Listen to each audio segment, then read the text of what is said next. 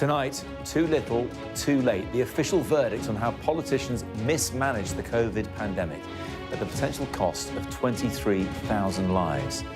The COVID inquiry accuses Boris Johnson's government of being unprepared, of locking down too slowly, and of presiding over a toxic and chaotic culture. Bereaved families condemn the former Prime Minister as having put his political reputation ahead of public safety. But what lessons have we really learned for the future? Also tonight, the Home Secretary announces her latest radical changes to the immigration system, with some legal migrants facing the prospect of waiting decades for settled status. Shabana Mahmood says the measures affecting 2 million people are needed to prevent Greater Britain becoming Littler England. But are they fair? And can they work? I'll be speaking to the Immigration Minister, Mike Tan. Sky News understands the Prime Minister is preparing to visit China in the new year. That's despite allegations of espionage in Parliament. And as the Home Secretary cites her mum and dad as an inspiration for her politics, we'll look at other prominent political parents. All and more with Caroline Lucas and Salma Shah, who'll be with us for the next hour. It's Thursday, I'm Matt Barbet, live from Westminster, and this is the Politics Hub.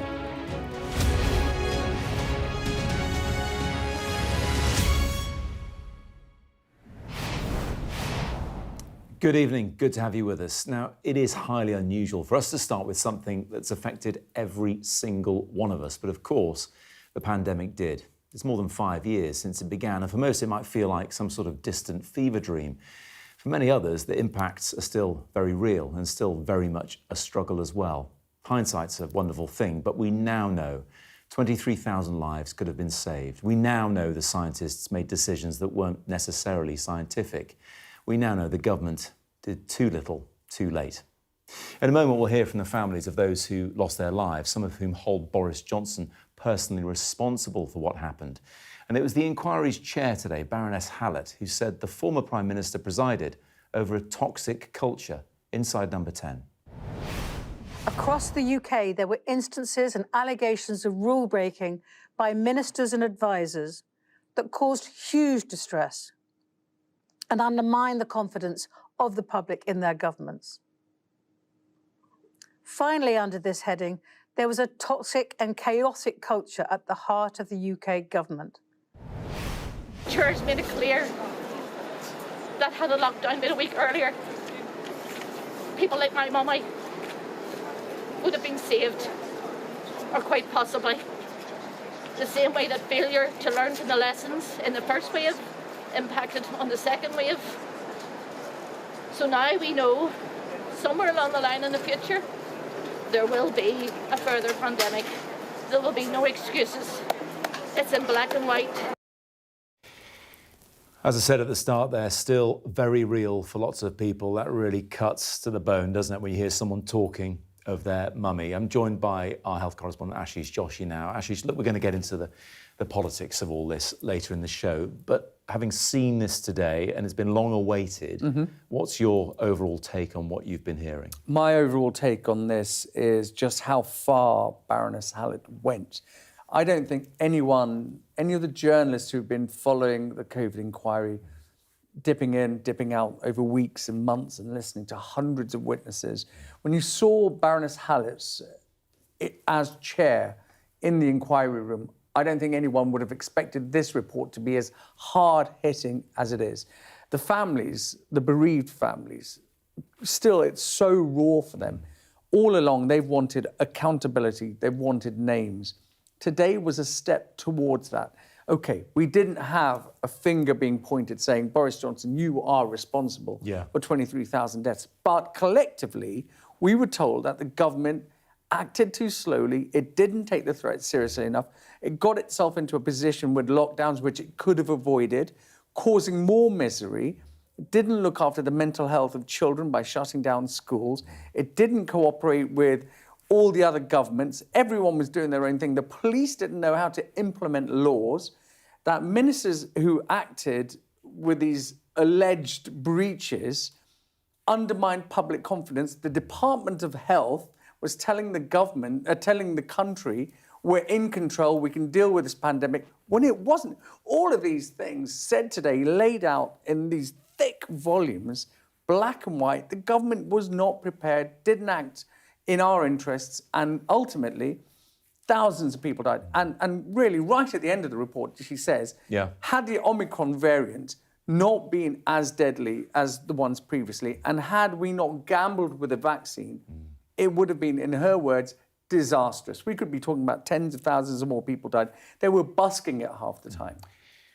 It brings it all back, doesn't it? It feels like we're straight back there now in the lockdowns and the not knowing and everything else. Ashish, thank you very much indeed for the time being. Well, the report is a damning verdict on the decisions taken right at the heart of government, as Ashish was saying there. Our deputy political editor, Sam Coates, has been digging into some of today's findings. And here it is, the COVID inquiry report into the politics of the pandemic, 800 pages. The entire inquiry comes at a cost of £200 million. Now, the moment this dropped today, it turned out that Keir Starmer said he'd already put in train some changes, didn't wait to see what was in it. But lots of people will be studying what's in this very closely. Let's take you through some key bits. Now, the central charge is that government was too slow to lock down, and that cost lives. Mandatory lockdown should have been imposed 1 week earlier, says the report. Deaths in England in the first wave up until the 1st of July 2020 would then have been reduced by 48%, which it says equates to approximately 23,000 fewer deaths. That's an eye-catching headline figure for this report. So what went wrong? Well, this report identifies two things. It identifies the people and some of the structures in Whitehall. The Prime Minister of the day, of course, being Boris Johnson. And it says Boris Johnson's own failure to appreciate the urgency of the situation was due to his optimism that it would amount to nothing. I think some themes that long-time students of Boris Johnson will be familiar with. And they said it was compounded by misleading assurances that he received from the Cabinet Office and the Department for Health and Social Care that the pandemic planning was robust. So how did this happen? How did government departments get their information and their communication so wrong? Well, a lot of this is about politicians who have left the front line. But this figure, Chris Wormald, is the top civil servant in Keir Starmer's government. And he was at the heart of the pandemic because he ran the health department at the time of the pandemic. So criticism of him matters. And it says it was Christopher Wormald's responsibility to rectify the over-enthusiastic impression that Matt Hancock, Health Secretary of the day, had given to 10 Downing Street. The inquiry has seen no evidence that Chris Wormald took such action. So the Health Secretary was saying it's going to be fine. That wasn't true. Why doesn't the guy now running the civil service step in? That's the question raised by the report. And they go on to say a bit more. Matt Hancock's unjustified assurance to 10 Downing Street and the Cabinet Office that the Health Department was managing the crisis effectively, and Sir Christopher Wormald's failure to rectify these assurances obscured the reality and the need for more actions. The implication there is that the guy at the head of the civil servants right now should have acted earlier, could have potentially saved lives. Will Downing Street act on this? Will he continue to be the top Mandarin? I suspect Keir Starmer's going to try and duck any action on him, but we will see in the coming days. But of course, they are not the only people who are still in government. A couple of other names that will be familiar to you: Chris Whitty and Professor Patrick Vallance, the two scientists who were the face of the pandemic. But there's some criticism directed at them. And it matters because Patrick Vallance, now Lord Vallance, is a minister in this Labour government. And the report says that they concluded and advised that the public would not maintain compliance with restrictions over a long period. In other words, initially they weren't advising for a lockdown. This concept of behavioural fatigue had no grounding in behavioural science and proved damaging, given the imperative to act more decisively and sooner. In other words, the recommendation of the scientists wasn't based on the science. And again, the government didn't lock down. Will that mean any consequences for Professor Vallance? We will see. So far, no word from Number 10. But the question with these expensive reports that go into many, many chapters and volumes is, will they make ultimately a big difference?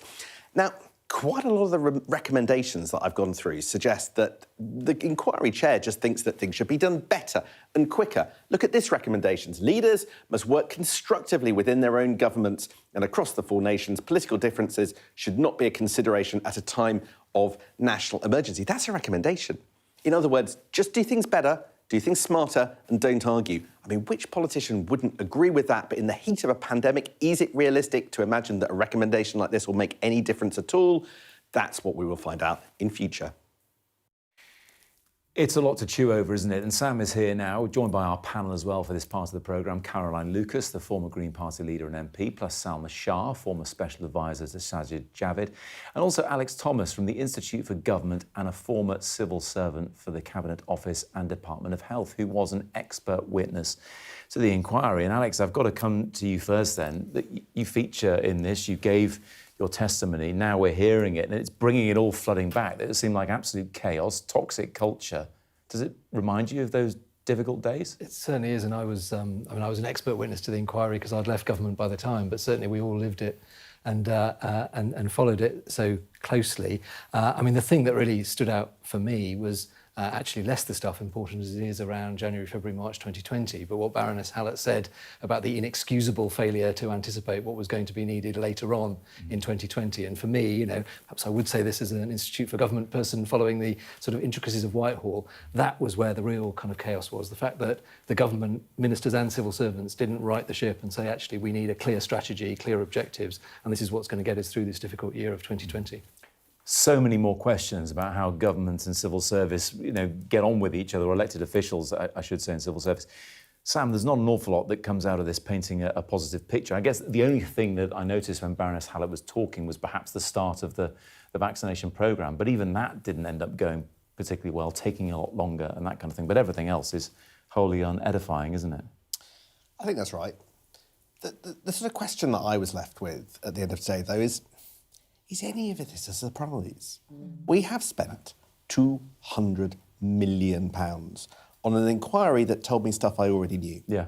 An inquiry that has told me stuff that was in the newspapers and on Sky, and anybody who was in any way mildly informed should already have known about. An inquiry who has 19 recommendations that include work better together, don't argue, make sure you've got faster processes and use data better. At the end of the day, what was the point?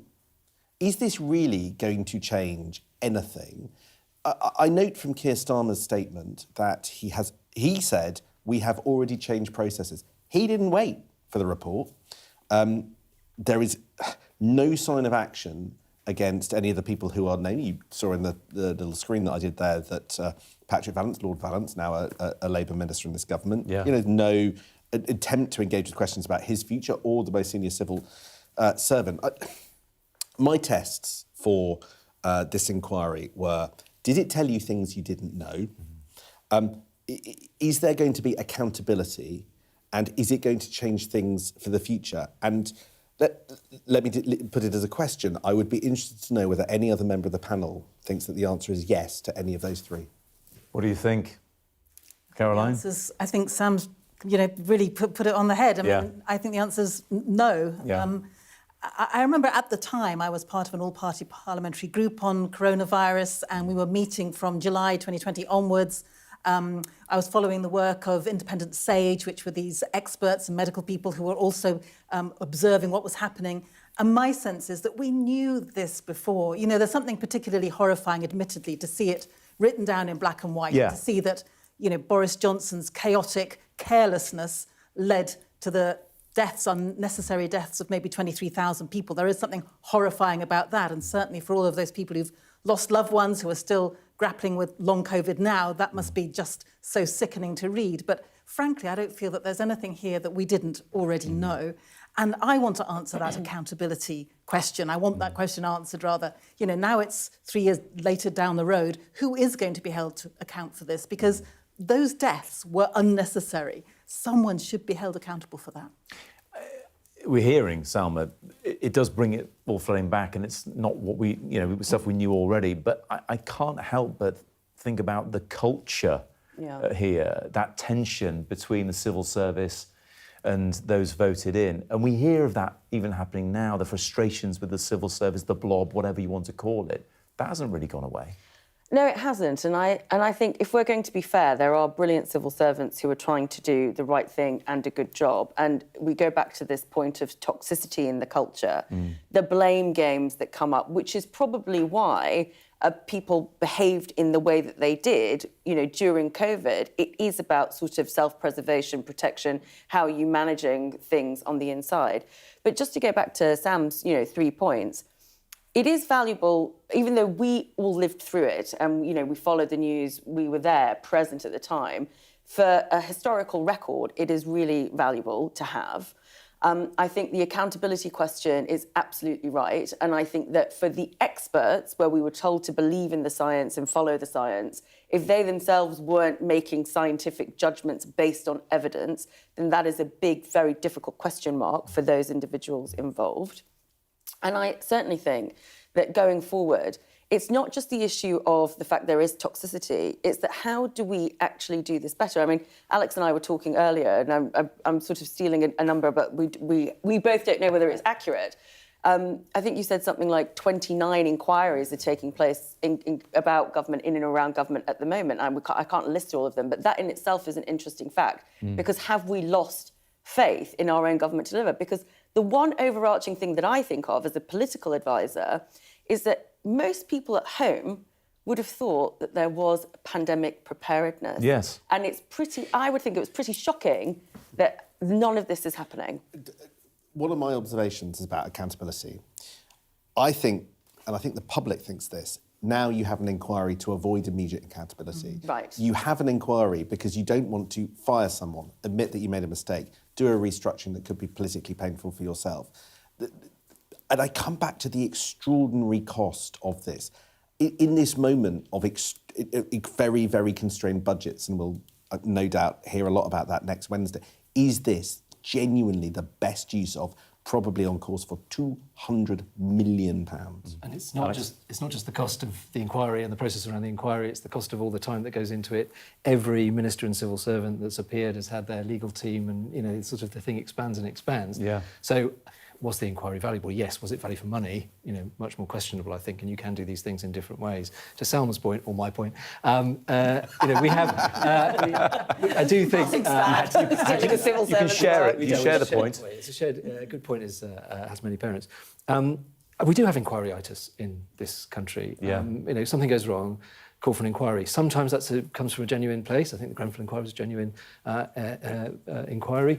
Sometimes it comes from evading accountability. But, you know, we should be striving to a situation, and this is quite a lot of the work that we do, where ministers, civil servants, responsibilities are clear, properly held to account. Not everybody needs to resign for everything all the time, or, you know, things have consequences that can fall short of resignation. We've seen that with some of the ministerial code stuff, and ministerial activities recently.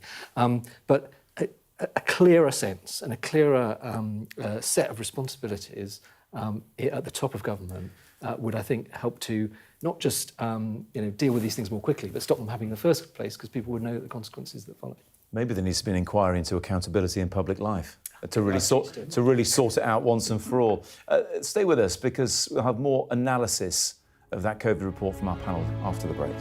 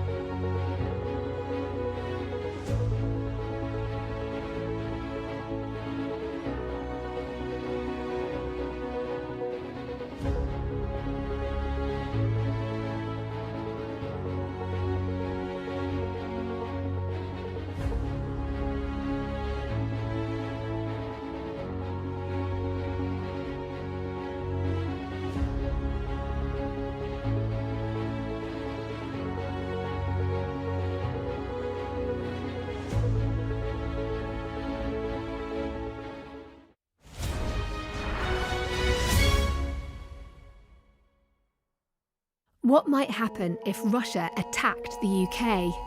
This is clearly an enormous show of force. It is definitely out of the ordinary. We ran a war game with former ministers back in the hot seat. Ben Wallace. Amber Rudd. Jack Straw. It's the kind of war game that's genuinely tested inside government. The Russians are signalling that there may be an attack. Russia knows our weaknesses, but do you? I'm Deborah Haynes.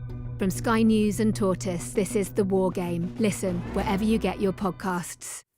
Welcome back to the Politics Hub. You won't be surprised to hear that the discussion here carried on while you were watching those ads. So let's pick it up for your benefit about the COVID inquiry with Sam Coates, Caroline Lucas, Salma Shah and Alex Thomas. Look, for this bit, Alex, I want to talk about the tangible takeaways that actually could, I know Sam's sceptical of this, but could make a difference in the future. I mean, if a pandemic was to happen tomorrow, are we now going to be better prepared? Or have we learnt nothing from any of this experience? Well, I think it's to remember, and I take all Sam's points, that this is one module out of 10, and that speaks to the size of this inquiry anyway.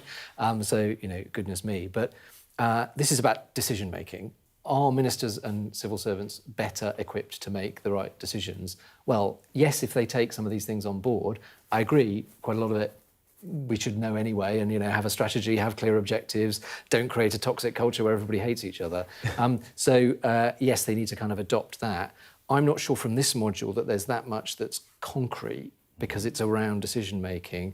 The first module on pandemic preparedness, you could draw some things about that, and the centre of government has equipped itself a bit better to kind of have a clearer set of responsibilities around crisis response. So there are things that are coming out of it, the kind of fluidity of this module is quite It's interesting, Sam, because in the break you were talking about the clash of the legal world, which you have with this, and the political world, and they're almost at odds. How do you get the politics into that legal framework and get any success? So I watched Nicola Sturgeon today. She came on and she said, what you have to understand is that I didn't make decisions on the basis of politics in Scotland during the pandemic. I made decisions on the basis of what the right thing to do was for the Scottish people. And I thought that statement was nonsense, because you make decisions there is no one answer. You as a politician have to synthesise all the various things that you see and try and come up with the best compromise that does the best. But that isn't an antithesis to politics. That is politics. Yeah. And I think there is reading through the report, there is a sort of legalistic, arm's length, almost hold your nose view of politics being a bad thing. That's just rubbish. Politics is judgment. Yeah. And what was lacking was judgment. So how do we hold it accountable? I have a question. This report looked to me like it was completely scathing of the guy who runs the civil service. It said he didn't stop, Chris Wormald did not stop Matt Huckle going around saying that we're very well prepared. So if that is the judgment of the report, does the panel think he should resign? Salma? Actually, no, I don't, because the judgment of the report doesn't fully take into account this strange dynamic between permanent secretaries and their secretaries of state. So I would give Chris Wormald the benefit of the doubt at this point, and I would expect, if I was in the Prime Minister's seat today, I would be looking for some kind of personal assurance about the way Wormald conducted himself, and I would have to satisfy myself on that. But there is this strange dynamic that exists between civil servants and ministers, and I think your colleague, Alex, Kath Haddon at the Institute for Government, calls it sort of handling the child God with ministers. So civil servants know that they have to respect you publicly, but they might, privately sort of treat you as if you're an infant. So I think that dynamic also needs to change, and I wonder if some of that element was involved in this too. I mean, the fact that a lot of ministers are only in brief for 11 months, they move on to the next thing, and you've got those permanent secretaries, like you say, who have more expertise. But what Sam says is totally right, because there is this idea that somehow politics is beneath us, or somehow politics is not a proper science in a way, that politics is only about an election campaign and is not about all the judgments that you need to make together. I was just going to say, I love the idea that Boris Johnson was sitting there looking at all of these judgments and trying to work his way through them. Well, we heard, and we knew at the time, that he wasn't at any of those Cobra briefings, that he was away in Chequers for a week when it was a really critical moment. Yeah. So, I take your point, and it would be nice to think that people like Nicola Sturgeon and Mark Drakeford, whoever else, were indeed trying to balance those things. But what we know about Boris Johnson was that he couldn't give a damn. He wasn't even there at the table. No, but he was in hospital for a while, let's be fair. Afterwards, to him, yes. afterwards. Yeah. And I'm not going to be fair, because one of the reasons he was in hospital was because he was going around shaking people's hands in contrary against all of the advice that he'd been given. If you remember, he'd gone to a hospital, he'd shaken hands against the scientific advice at the time. Also a fair point, yeah. But one of the interesting things about Boris Johnson is that there was politics there. He did have a political view, and that comes out in the report. He had a view that the overreaction of the state to previous pandemics or other disease-based crises was an overreaction, and he was determined not to do that. Now, in the end, probably he would admit now that judgment was the wrong one at the time, but it wasn't that he had no association with the facts that were coming to him via various bits of government. He was making a judgment based on his values, and it was a way of thinking about things that came back time and time and time again as that struggle between lockdown or not. He wasn't getting daily briefings, for example, while he was in Chequers writing his book about Caroline, Shakespeare or whatever else. Yes, and that's fine, and that is legitimate criticism. But if you follow on Sam's logic and you look at the evidence in the report today, the chief scientific advisor and the chief medical officer put out advice that was not scientifically tested or, properly looked at in terms of behaviour. OK. Alex, I'm going to steer it back to you. We talked about Chris Wormald there. I mean, in regards to him, perhaps the civil service more generally, do you imagine there will be change? I mean, I don't know about change in the civil service. I do think, one of the consequences of, an argument for clearer accountability is that people have to be accountable for their actions. As I said, that doesn't always mean that somebody should resign or not. I mean, clearly... resign or nothing, isn't there? No, there isn't. There's a, internal sanction, there's, publicly kind of recantation or shifted sideways, no one wants to see that. I think there's a very kind of, there's a binary set of that. I'm not particularly defending Chris Wormald. I do have some sympathy for the Salma point that, there's this slight kind of, you need to kind of hold the hand of the irrepressible Matt Hancock and tell him that he's over-optimistic. There is, and I sort of won't opine on the resign or not question, but there is a responsibility on a permanent secretary if they had known that the Department of Health and Social Care was underprepared, and they also knew that their Secretary of State was going to Cabinet saying everything is fine, sweetness and light. Yes, a permanent secretary should escalate that, raise that, make sure that the Prime Minister knows this isn't the case. So questions to answer on that, I don't know exactly what happened there. I do think, to the broader point about politics and judgment and law, one of the things, I won't labour it, but this is why follow the science was such nonsense. The science was uncertain. Scientists were giving advice that turned out not to have been right. Of course, politicians needed to judge, but at the same time, they were saying, because they thought it was a good public communications message, we're following the science, we're following the science. If they'd actually been saying, and maybe this is too idealistic, goodness me, this is a very complicated question, we're making impossible judgments in very difficult circumstances, and that's terrible politics. I know. I think you're being far too gentle. I mean, there were MPs at the time who were saying that the actions that were coming from government were completely irresponsible and wrong. We knew that at the time. So anyone who suggests that we need the benefit of hindsight to be able to learn the lessons from this is wrong. People were saying this at the time. Thank you for the moment. The first module of 10, as Alex pointed out. So the second module of 10, I beg your pardon. We'll do this many times over. Thank you all very much indeed. Alex, Sam and Caroline Salma are going to stay with me. No doubt the findings of the COVID inquiry will feature heavily in tomorrow's papers. We'll have our extended press preview from 10:30 this evening with tonight's news and tomorrow's headlines. Doing that will be the Liverpool Echo's political editor Liam Thorpe and the former Conservative MP, who's now chair of the Women's Business Council, Mary McLeod. Right now, you're watching the Politics Hub. Coming up, the Home Secretary announces the biggest shake-up, they say, of legal migration in almost half a century, promising to reward those who follow the rules.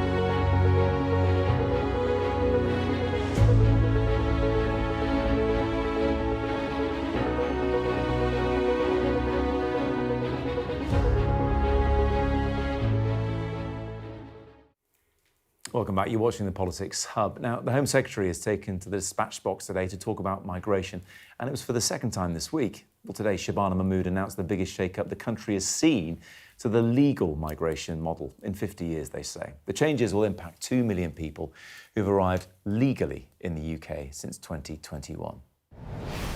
The applicant must have a clean criminal record.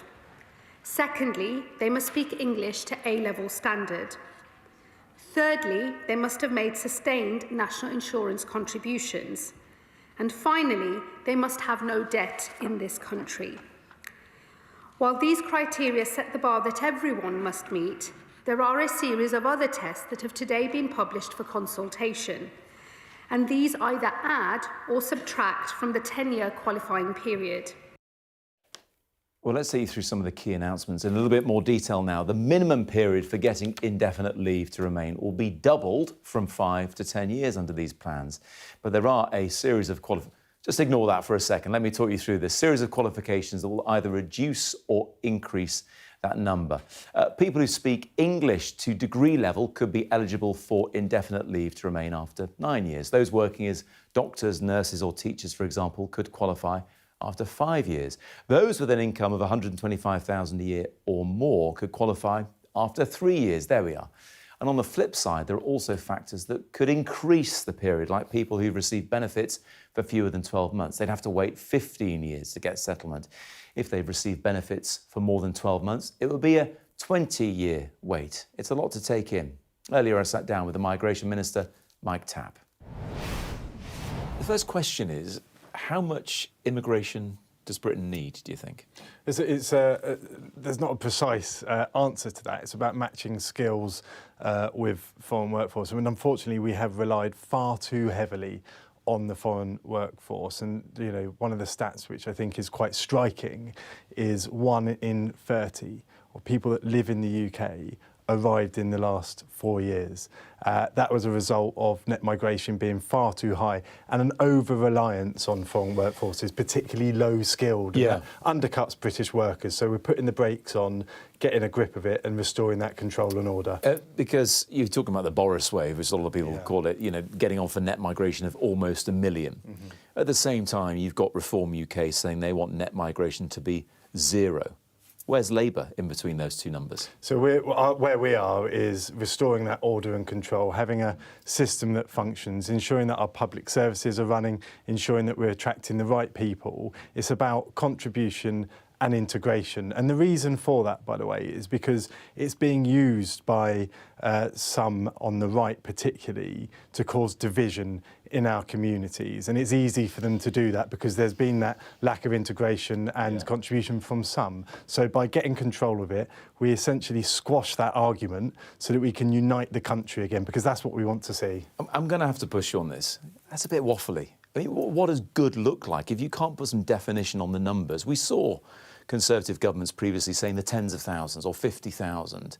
What does good look like with all of this if you can't say it's going to be X number coming here and they're going to be doing these kind of jobs, for example? The reason we don't put numbers on it is because that tends to fail. Because you're worried that you won't hit them. Well, we've seen it fail in the past. So what we're looking at doing is ensuring the right people are coming, that we're compassionate and we help people, of course, and we saw that in the asylum statement on Monday. Sure, but ensuring people are contributing, that's what the country wants to see, so that's what we'll deliver. Well, let's talk about the right people, because do you need high earners more than you need care workers? High earner, maybe a 3-year wait to get indefinite leave to remain. A care worker, 15 years. Wait, who's more important here? The health and social care visa, we've deliberately frozen that. And the reason we've done that is because there were 40,000 jobs available when Boris Johnson decided to experiment with this. That attracted then over 600,000. Now, I've been out on immigration enforcement visits and raids where I've met with people who came over on that visa, but the sponsors they were dodgy sponsors, and they end up having to work in car washes, for example, earning cash in hand and not being employed in that sector. Yeah. It's about attracting the right people, and that's why so we've rich said, people are fine. Look, what we've said is that if you are a high earner or coming over on a top global talent visa, then it will be quicker to settle here. But also NHS workers, teachers, for example. Now, so they can get indefinite leave to remain in 3 years as well. That'll be 5 years, and a lot of this is going to consultation. Who's more important then? Why the difference? It's about contribution. It sounds like it's about integration, salary. but contribution isn't always about salary. Of course, we're setting the threshold for that. That came out in June, but we're making sure that people who come here are contributing. That doesn't necessarily mean high earner, but if you're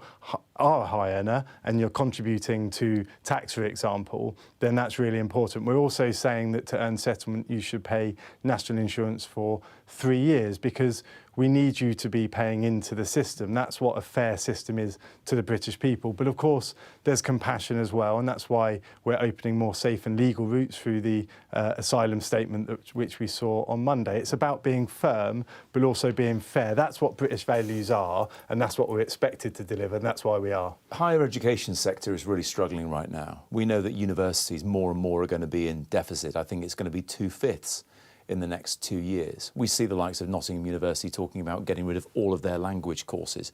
Why? Because foreign students have paid for a lot of that.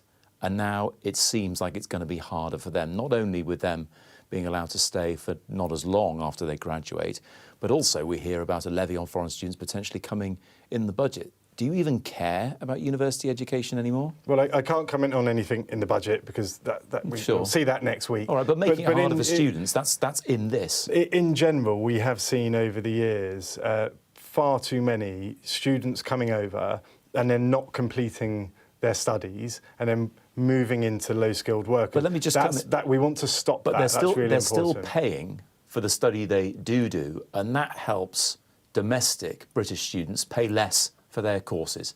So there's still a benefit of students coming in from abroad and paying more money, isn't there? Well, the fact is here, if a student comes over to study, they need to complete their studies, and that's why we're sanctioning universities that don't have that completion rate. So that is important, because otherwise they disappear into low-skilled work, and that low-skilled work force that's coming from abroad is undercutting British workers. And of course, we've got millions who aren't in education or training, and they need to be filling these roles. So it's the responsibilities of employers too to recruit from within the UK.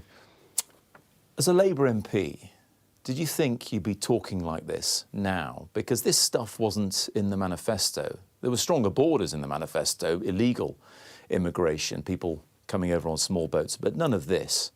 And really, people will look at this and think, you're doing this to head off reform. Are you doing this for our good, or are you doing it for the good of the elected Labour Party? This was in the manifesto because it was about secure borders and an immigration system that functions and not seeing British workers. You weren't talking about this a year ago. That was all in the manifesto. And now what we're doing is we're not here to please any political party anywhere on the political spectrum. And that's why what we've seen over the last week is firm but also fair, which is why there's compassionate routes, safe and legal routes for people to come over so that we can help them when they need it, but also ensuring that we're attracting the right people. The British people say that. I've knocked on thousands of doors in my constituency who just want to see an immigration system that functions and that's fair, and that's what we're delivering.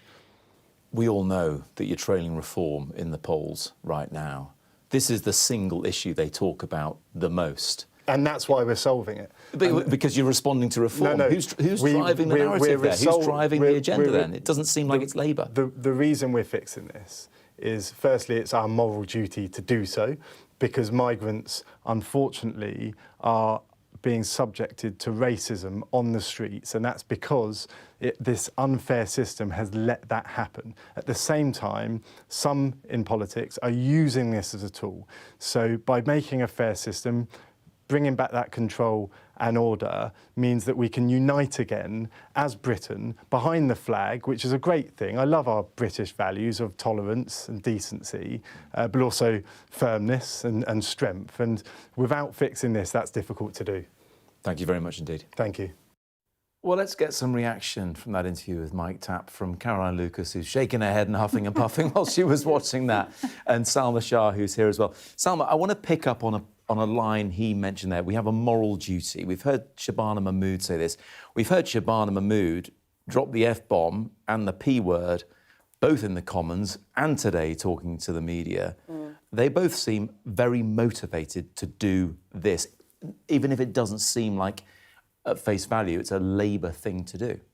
I don't think anybody walks into the Home Office and doesn't immediately suddenly start to take a hard line on immigration. And I think that is because when you're in that department, you are exposed to a different level of data and, you know, the kinds of things that you are seeing. seeing. You see the true picture, is what you're saying? Well, it's not necessarily the true picture. I think you see a more detailed picture of something that's out there. And I think there are a lot of people who will criticise harder measures. And I think the issue here is that there is a democratic imperative. I mean, you were talking about reform then being the driver of this. Yes, they talk about it a lot, and we are, all main parties are trailing reform. But this is something that predates that because, you know, why did David Cameron all those years ago start talking about a net migration figure in tens of thousands? Because it was an issue for people and it increasingly became an issue for people on the doorstep. But it's not the only thing that matters. I think the reform question is not just about immigration, it's about the sort of general breakdown of society. Yeah. So are we actually answering the right question? Well, let me put that to you, Caroline, because I looked at the latest ONS polling on attitudes, and immigration is the fourth most important thing behind cost of living, behind the economy, behind the NHS. I know, given your Green Party credentials, you'll wonder where environment is. I think it's fifth or sixth. So it isn't the most important thing. It isn't the most important thing, and that's even more remarkable given that that's all that anyone is banging on about from dawn till dusk, you know? So in spite of all of that, actually most people don't think this is the most important thing.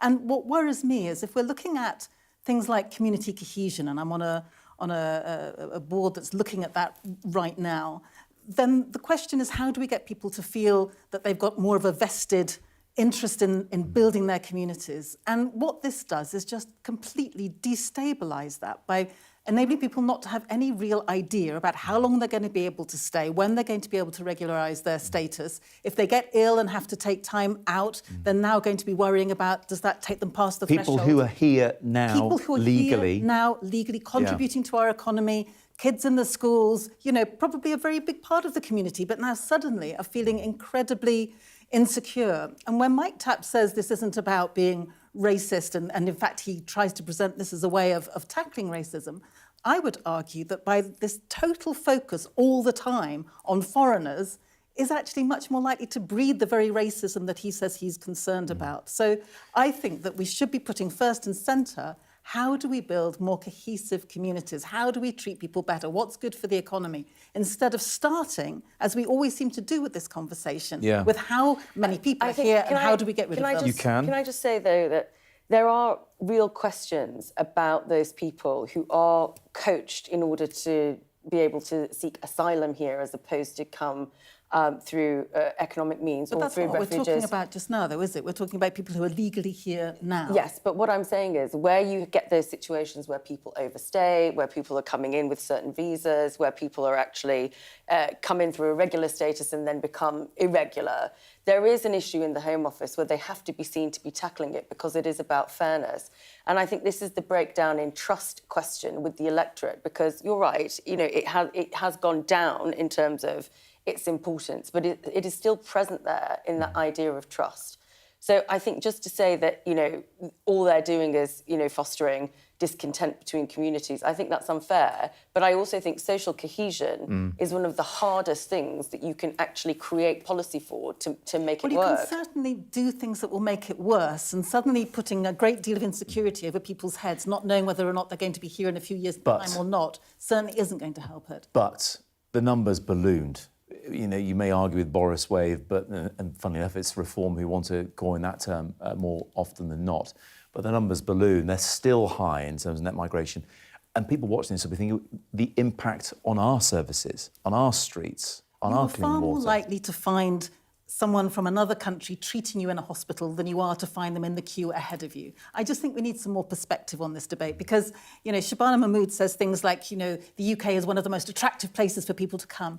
Actually, Sundar Katwala had a really interesting Twitter feed, the guy from British Futures, showing that's not really the case. There are plenty of other places that people come to first before they go to the UK. So it just feels as if we've whipped ourselves up. Where are they? I'd love to know. Where are they going Where to? are the other places that people want to go? Germany seems to be one of the first places that people are going. And if you're from Francophone Africa, you're more likely to go to France. And, there's a whole list of places where people are going. Britain is not the top honeypot, as we are being told. So let's get some perspective. Let's really be grateful for and welcome the fact that people from other countries are here. Frankly, if I were them, I'd be threatening to go on strike for a day. I think everybody from another country who's here working in our economy should go on strike for a day, and then we'll see how much we depend on them. Of course, they're going to Francophone. If they come from a Francophone country, they'll go somewhere they speak French. I'm not sure I would pass the A-level in English, which they're talking about getting you a discount on that time. Thank you both for the moment. Look, next tonight, it's understood the Prime Minister is planning to make a trip to China in the new year. Our political editor, Beth Rigby, has heard from two sources that Sir Keir Starmer is going to visit at the end of January. And it's likely to be controversial given the UK's fractious relationship with China, made worse by recent allegations of spying in Parliament. Beth's been speaking to Baroness Harriet Harman on the Electoral Dysfunction podcast. I've also picked up from some senior sources that there is a China trip in hand and the Prime Minister could be going to China in January. We've had this from a couple of different sources. As I understand it, it's not been confirmed, but I guess until they get on the plane, these things are never confirmed. But, they might not really want people talking about the Prime Minister going to China, given the backdrop of some of the China spy case and all of those allegations and all that controversy around China in the UK, the big super embassy. But Harriet, what do you think? The Prime Minister should be going to China, shouldn't he, given that we economically want to grow ties with China? What do you think? I think he should, but I think there's no naivety around the government about, although there's opportunities to cooperate with China on climate change, on trade, that there's also major challenges that they've got to be wary of. So I think they'll be going, but with eyes wide open. That was Beth speaking to Harriet Harman on Electoral Dysfunction. You can listen to that episode in full from 6 a.m. tomorrow. Get it ready for your morning routine. Still to come here on the Politics Hub. Now, you've probably heard them mention their dad was a toolmaker. Whose dad was a toolmaker? I've never heard that. Or mum ran the local pharmacy. But does it help a politician's cause when they bring mum and dad into it? We're debating that next. Coming up on the UK Tonight at 8, a scathing report from the chair of the COVID inquiry slams the government's response to the pandemic. We'll get reaction from the families of those who lost loved ones. Also ahead tonight, weather warnings in place for parts of the country as heavy snowfall shuts schools. And tributes tonight to the legendary Stone Roses bassist Gary Manny Manfield, who has died at the age of 63. All that and much more on the UK Tonight at 8. I'm Dominic Waghorn, Sky's International Affairs Editor, covering a world that seems to be unravelling. War, unrest, revolutions. It's not his country, it's ours. They have succeeded for the first time in their country's history in removing a leader from power. No freedom! Sky News, the full story first. There was fighting here, but there's clearly now a lull, and they're using it to bring up more ammunition. This is a mass exodus in which Russia is hemorrhaging some of its brightest and its best. According to the local weather channel, there have been more than 2,500 lightning strikes and flash flooding, all on top of this week's lethal tornado. What stays with you most in this job is some of the people you meet. What is your worst fear about what the Russians want to do to the children? They're just boosting demographics by stealing young people. Would you like to take the opportunity, Mr. President, on Sky News to invite Barack Obama to come here? Mr. Trump, are you running for president? Can you confirm it? We're going to take a look, a very serious look. On that day, we saw your fighters killing women, killing children. Was that a mistake? Did you go too far? You couldn't control your fighters? The full force of the state is being used to crush any protest. Free wherever you get your news. It's half an hour now past the deadline that Hamas issued, and we've now seen a third barrage of rockets coming in. Another alarm. The mood here is jittery and nervous.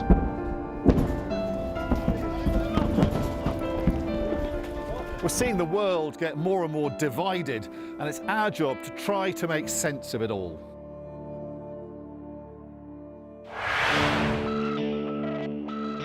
I'll tell you on another day on the podcast what that was all about. Welcome to the world. Come along for the journey. It'll be fun. Russia knows our weaknesses, but do you? This is the war game. There were a number of armed security. We want to discover, to find out what's really going on. Everything you need to know about British politics in about 20 minutes. I actually don't like political drama. So, where next? Available wherever you get your podcasts. Welcome back. This is the Politics Hub on Sky News. Now, the Home Secretary stood in the Commons today and said that to settle in this country forever is not a right, but a privilege. Shabana Mahmood also shared her own story of how her parents had come to the UK in search of a better life and were proud to become British citizens themselves. My father came here in the early 70s. My mother, a little less than a decade later. Both came to seek a better life, and they found one here. In time, while always proud Kashmiris, they became British citizens themselves, Brummies too, and they brought up 4 children just as proud to be a part of this country and that great city as them. Well, it's not unusual for politicians to take it back to where it all began. You may not know this, but my dad was a bus driver. My dad was an NHS GP. My mum ran the local chemist. My father was a minister of the church. His favourite story was the parable of the talents. My father served in the Royal Navy. He was a refugee who came here. He found security in this country. Ireland, as you may know, is in my blood. My mother was born in the flat above her grandmother's hardware shop in the main street of Ballyshannon in Donegal. My dad was a toolmaker. He worked in a factory. It's true. My mum was a nurse.